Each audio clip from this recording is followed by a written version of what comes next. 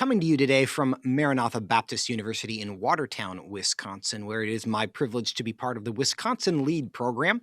It's a leadership and worldview training program that I am blessed to be part of this week and thrilled to join you from here. Members of Congress today returned to the Capitol for the first time since the Supreme Court overturned the infamous Roe v. Wade decision. And Democrats are geared to hold a series of votes and hearings this week related to abortion. Now, among the bills to be voted on is the Women's Health Protection Act, which the left claims will codify Roe, but does a lot more than that. There's also a bill related to traveling across state lines to get abortions.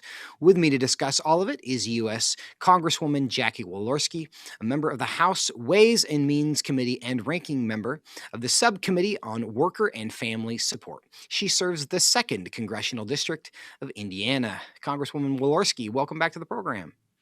It's so good to see you, Joseph. Thank you so much. And what an important thing to be talking about today as we look into DC this week. You know, there is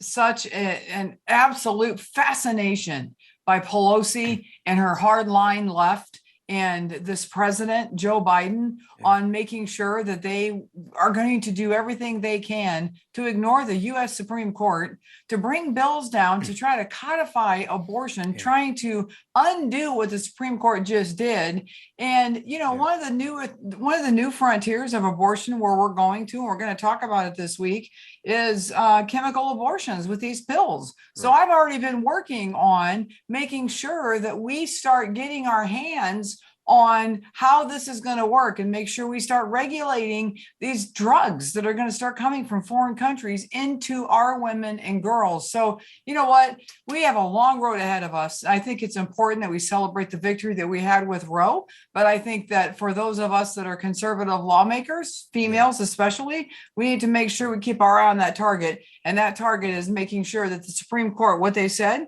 absolutely will happen. And this will kick back to the states.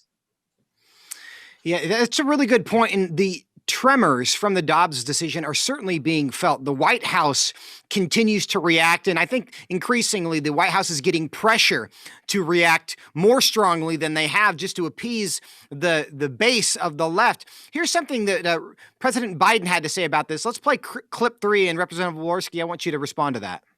Let's be clear about something from the very start. This was not a decision driven by the Constitution. Let me say it again. This was not a decision driven by the Constitution.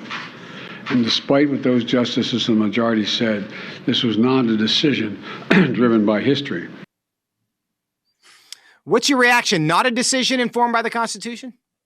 Well, can I just tell you, we've been around, you and I, Tony, for the last 50 years or close to it, and been involved with a leftist court in this country that could have cared less what conservatives thought. And you know what? We stayed focused. We went to our marches. We did our homework. We elected people. We elected a president to put conservatives in the court. Since when is it the job of the U.S. president to not listen to a rule that came down from the Supreme Court? It's not like we can just go on and with our merry little way. This is a significant stop.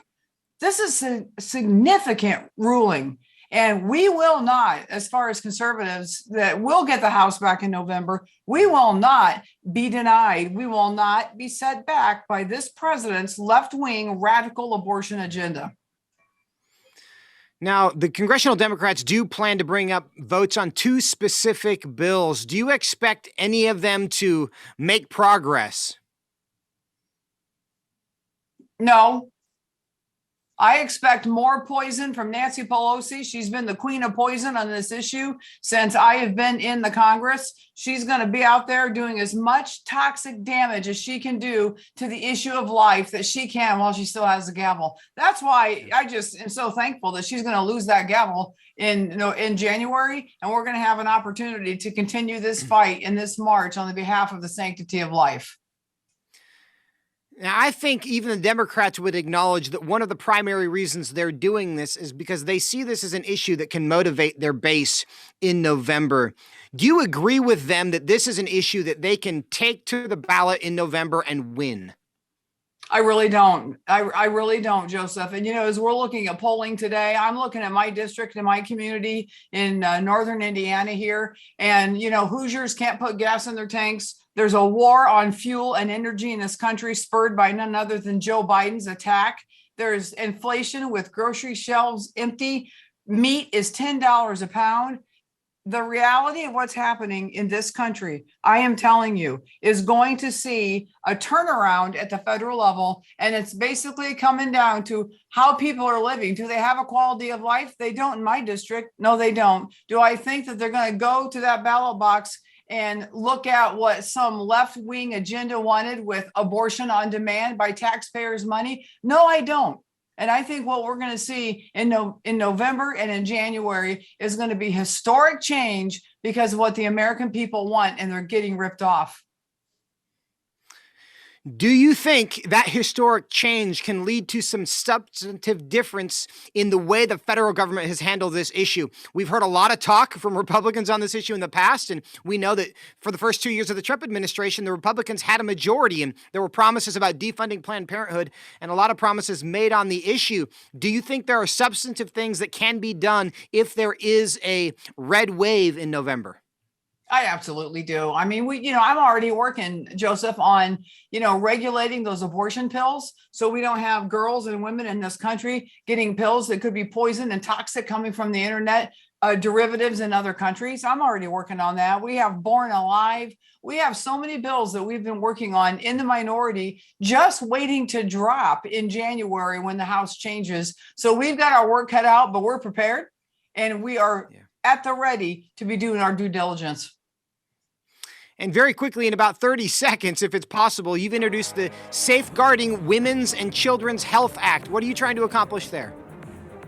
Well, I think it's important, again, with these drugs and these chemicals that are coming out from all over the place. We're going to be inundated with them. Just like with the open border now, we're inundated with poison, toxic fentanyl going all over the country, killing young people while Biden goes on his merry way and says nothing and doesn't look at the border. These are toxic pills that are coming into our country that have got to be regulated. And we're going to have to come together in a strong way to make sure that we get this right, and that we get it right early on when we get the majority back in January.